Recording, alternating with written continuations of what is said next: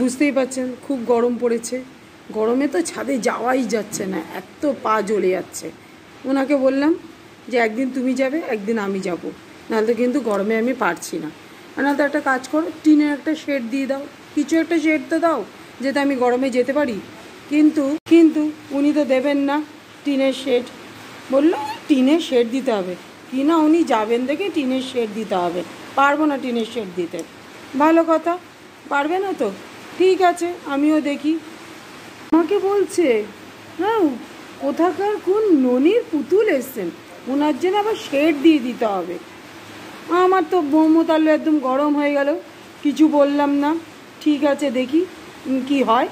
এবার একদিন উনি গেছেন ছাদে, এবার বজরটা একটা, এবার আমিও একটা সুযোগ পেয়েছি, আমিও চালাকি করে দরজাটা বন্ধ করে দিয়েছি, বাইরে থেকে একদম তালা বন্ধ। এরপর বোঝো তুমি কিসের পুতুল, তুমি কি ননির পুতুল না মাখনের পুতুল? দেখে নাও কেমন দিলাম, ডিঞ্চি ডিঞ্চি ডিঞ্চি ডিঞ্চি।